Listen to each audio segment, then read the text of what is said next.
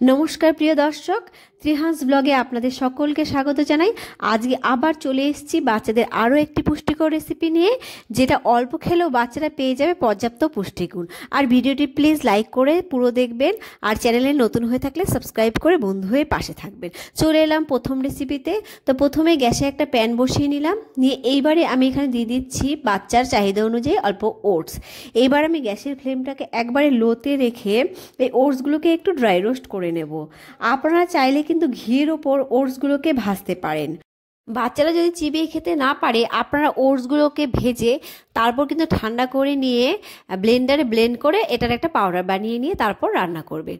তো এখানে ওটসগুলো কিন্তু আমার মুচমুচে হয়ে গেছে। আর যেহেতু আমার বাচ্চা চিবিয়ে খেতে পারে, তাই কিন্তু আমি এখানে আর গুঁড়ো করছি না, আমি ডাইরেক্ট এখানে খাবারের জল দিয়ে দিচ্ছি। আর এটা কিন্তু নর্মাল জল, সেই জলটা আমি দিয়ে দিলাম। দিয়ে এবার গ্যাসের ফ্লেমটাকে আমি মিডিয়ামে করে ওটসগুলোকে সেদ্ধ করে নেব। আর বাচ্চার বয়স 1 বছর হলে আপনারা কিন্তু জলের পরিবর্তে গরুর দুধ দিয়েও খাবারটা রান্না করতে পারেন। যখন বাচ্চারা নতুন নতুন সলিড খাওয়া শুরু করে, তখন কিন্তু নতুন মায়েদের অনেক চিন্তা হয়, আর ভাবে বাচ্চাকে কতটুকু খাওয়াবে, কিভাবে খাওয়াবে, আর কি খাওয়াবে। এটা আমিও অনেক চিন্তা করতাম। আর সেই জন্যই কিন্তু আমি প্রতিটা ভিডিওতে নতুন নতুন টিপস শেয়ার করে থাকি নতুন মায়েদের জন্য।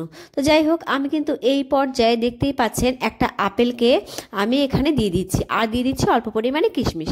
আমি কিন্তু এই আপেলটাকে 30 মিনিট নুন জলে ভিজিয়ে রেখেছিলাম, তারপরে ভালো করে ধুয়ে নিয়েছি, নিয়ে আমি এটার খোসা ছাড়িয়ে নিয়েছি, ছাড়িয়ে ভালো করে কেটে নিয়েছি। আর সেই আপেলটাই কিন্তু আমি এখানে দিয়ে দিলাম।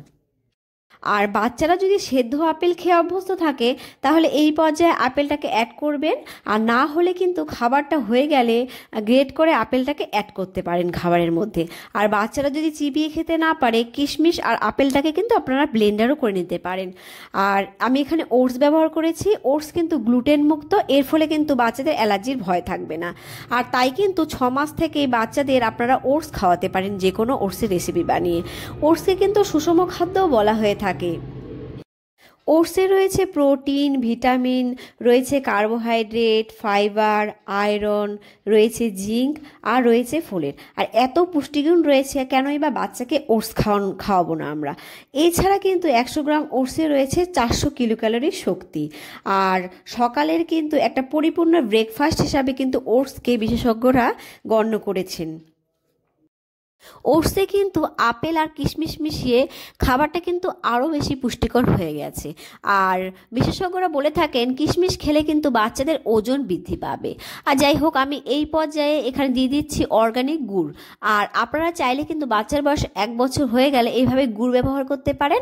আর 1 বছরের নিচে বাচ্চাদের ক্ষেত্রে কিন্তু আপনারা গুড়ের পরিবর্তে খেজুর ব্যবহার করতে পারেন।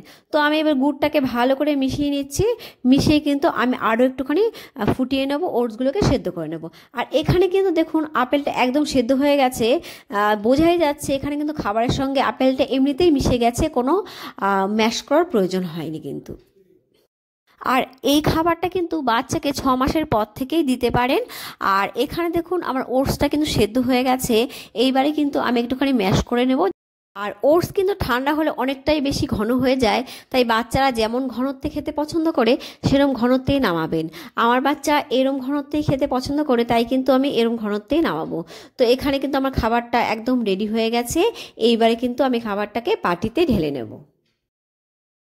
বাচ্চারা যেহেতু রাতে অনেকক্ষণ খালি পেটে ঘুমিয়ে থাকে, তাই কিন্তু সকালের খাবারটা হতে হবে ক্যালোরিযুক্ত, হতে হবে পুষ্টিকর। আর সকালের খাবারটাই কিন্তু বাচ্চাকে সারাদিন ধরে এনার্জি দেবে। তাই কিন্তু সকালে বাচ্চাকে খাবারে ড্রাই ফ্রুটস, বিভিন্ন ফল, ডিম এসব দেওয়ার চেষ্টা করতে হবে। আর পুষ্টিবিদরা বলে থাকেন বাচ্চার প্রথম 5 বছরের ডেভেলপমেন্টের জন্য তাদের খাদ্য তালিকায় 3টে খাবার রাখা খুবই জরুরি। আর 1 নম্বর হলো কলা, আর 2 নম্বর হলো ডিম, আর 3 নম্বর হলো আলু। মিষ্টি আলু আর নর্মাল আলু দুটোই কিন্তু খুবই পুষ্টিকর। আর পুষ্টিবিদরা কিন্তু 2 ধরনের আলুই বাচ্চাকে খাওয়াতে বলে থাকেন। তো এখানে কিন্তু আমার এক পুষ্টিকর ব্রেকফাস্ট রেডি হয়ে গেছে। আর আর এই পর্যন্ত আমার ভিডিওতে থাকার জন্য আপনাদের অসংখ্য অসংখ্য ধন্যবাদ। আজকে এই পর্যন্ত, দেখা হবে নেক্সট ভিডিওতে বাচ্চাদের জন্য মজাদার রেসিপি নিয়ে। ভালো থাকবেন, বাচ্চাদের ভালো রাখবেন। Thank you for watching my video. Bye by.